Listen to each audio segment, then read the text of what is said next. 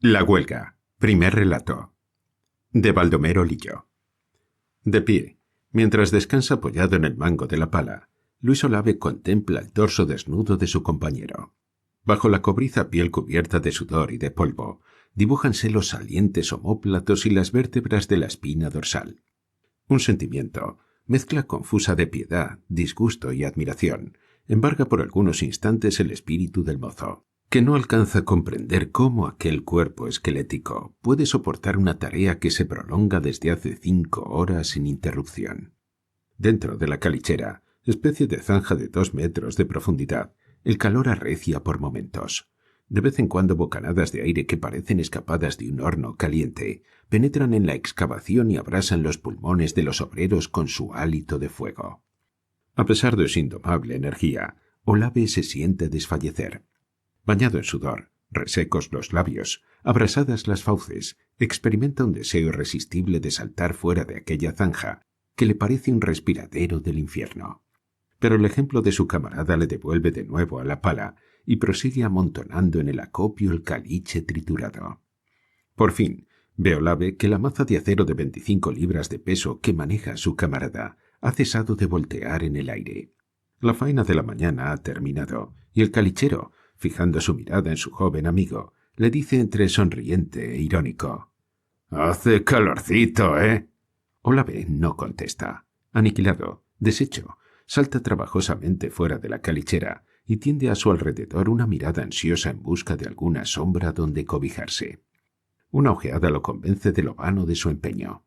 En torno de él, el suelo calcinado de la pampa no presenta ningún obstáculo que intercepte los rayos del sol, que de lo alto del cielo gris acribilla el espacio con el torbellino de sus dardos de fuego. La voz del calichero resuena otra vez en el silencio. «Vamos andando, compañero, que son ya más de las 10 y nos esperan para almorzar». El joven echa a andar maquinalmente, siguiendo los pasos de su camarada. Durante media hora, abrumados por la fatiga y la elevadísima temperatura, caminaron bordeando las calicheras abandonadas y siguiendo las huellas de las carretas en dirección al campamento. A medida que el sol elevábase al cenit, el calor hacíase intolerable. Del caldeado suelo alzábase un polvo sutil que flotaba envolviendo las siluetas de los obreros y dejando tras de ellos una especie de estela blanquecina suspendida en la atmósfera sinuosa.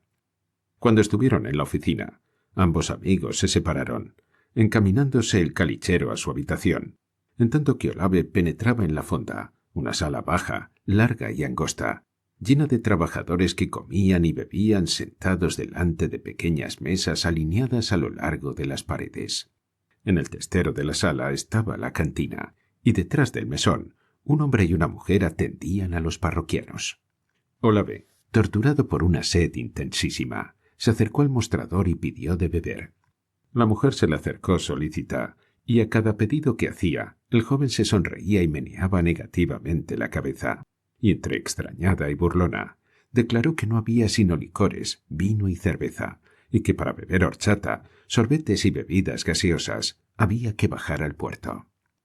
Para el mozo, enemigo de las bebidas espirituosas, la noticia fue en extremo desagradable, y tuvo que resignarse a beber cerveza, pues el agua recalentada que había bebido en la calichera era un brebaje que, además de no quitar la sed, era nocivo a la salud por las sales en disolución que contenía y que le daban un sabor acre y amargo.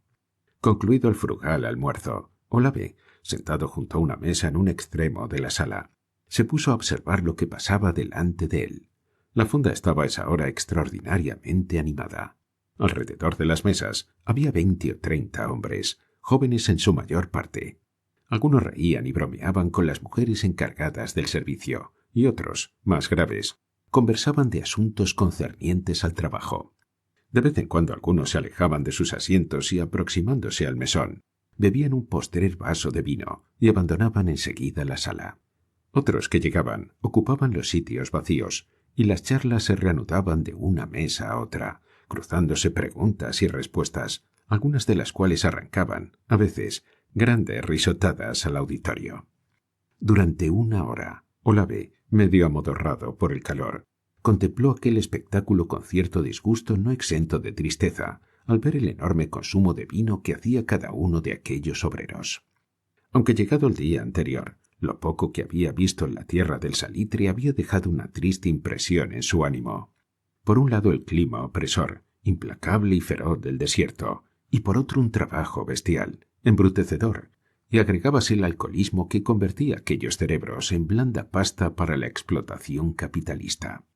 Todo estaba, pues, allí, confabulado para mantener a esos hombres sumidos en la miseria física, intelectual y moral en que yacían. Y su propósito de estudiar y conocer a fondo aquella vida, aquellas faenas únicas en el mundo, se acentuó una vez más en su espíritu. Conocidos los factores del complicado problema, podía buscarse la solución en caso que la tuviese. Desembarcado apenas una semana, en Iquique, su primer cuidado había sido ponerse al habla con dos amigos con los cuales mantenía correspondencia desde el sur. Uno de ellos residía en el puerto y el otro se encontraba a la sazón en la Pampa. El primero lo puso al corriente de los usos y costumbres de la Pampa, haciéndole saber que en las salitreras se ejercía por los jefes una especial vigilancia sobre los obreros, arrojándose infatigablemente fuera de las oficinas a todo aquel que por su mentalidad tuviese algún prestigio entre sus compañeros y se diese cuenta y protestase de los abusos de los patrones. Llamábaseles agitadores y se les perseguía con encarnizamiento. Conocedor de esos detalles, había obrado con gran prudencia a su llegada a la oficina, prudencia que se había acentuado al saber que el camarada que buscaba había tenido una semana antes que abandonar la oficina por un altercado con un jefe.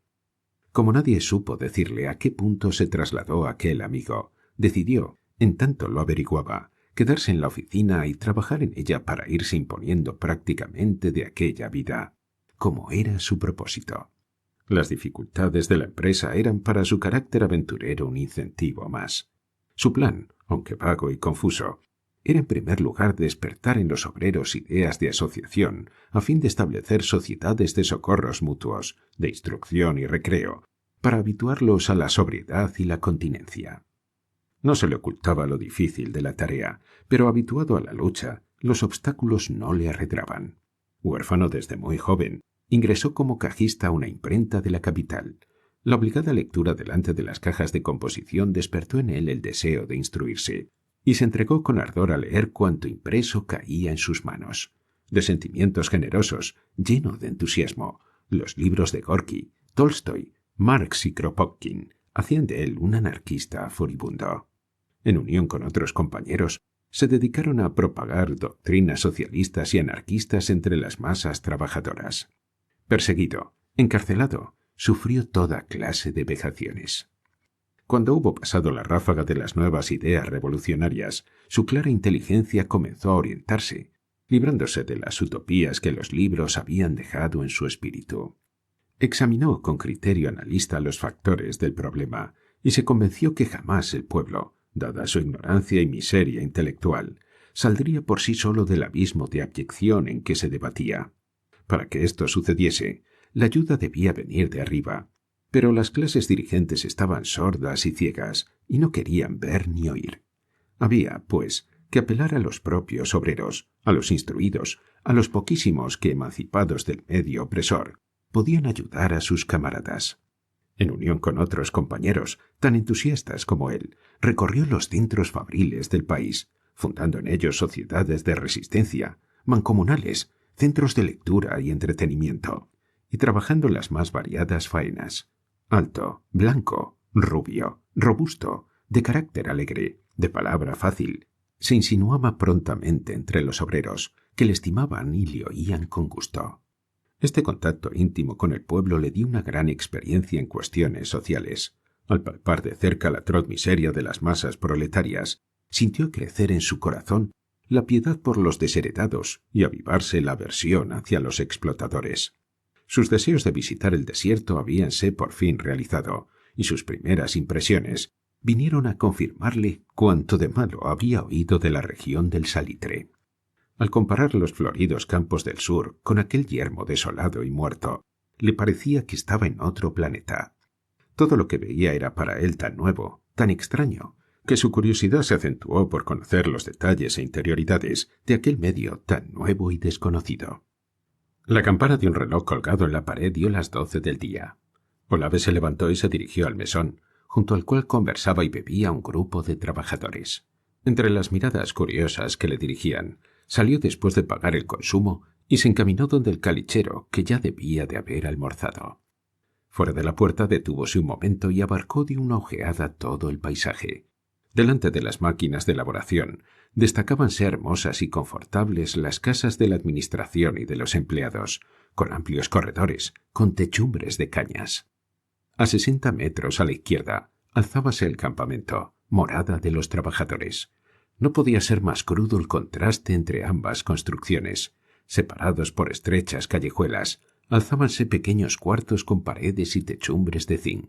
Olave se internó en una de estas callejuelas y, después de examinar con cuidado las cifras pintadas encima de las puertas, se detuvo en el número 30. Una voz sonó en el interior. «¡Adelante, compañero!». El mozo traspuso el umbral y se encontró en una pieza muy baja y estrecha, que era a la vez cocina, comedor, dormitorio y lavandería. Después de ocupar el asiento que el dueño de la casa le ofrecía, el joven preguntó: «¿Y cómo sigue el niño?». La madre, que en ese instante se ocupaba en lavar algunas tazas y platos, contestó sin alzar la cabeza, con resignación: «Está lo mismo». Olave permaneció algunos minutos silencioso. Reflexionaba paseando sus miradas por la habitación miserable. Aquel cuarto, igual a todos los demás del campamento, era pequeño, estrecho.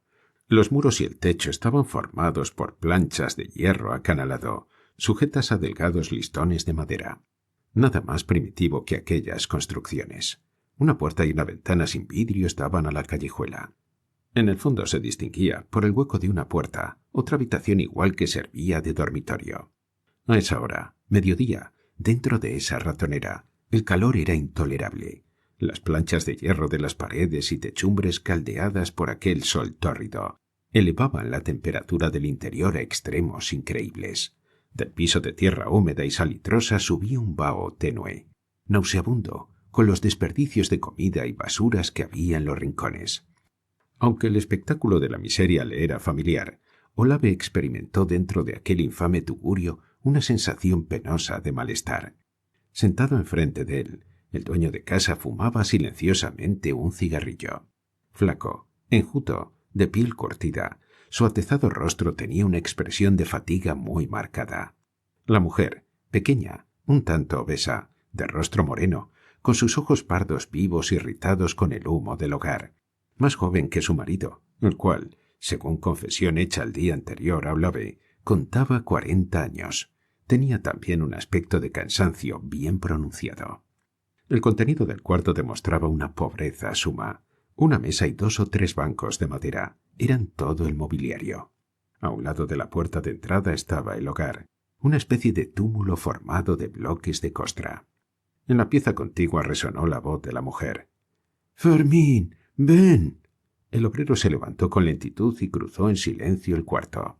Un minuto después volvió a salir y dijo a Olave, que lo interrogaba con la mirada: «Está muy malo. Creo que no pasará de hoy». Olave se levantó y penetró a su vez en el cuarto, que era más pequeño, con el techo y paredes de planchas de zinc. Unas rendijas dejaban filtrar un poco de luz. En un rincón, sobre un lecho miserable, yacía inmóvil una criatura.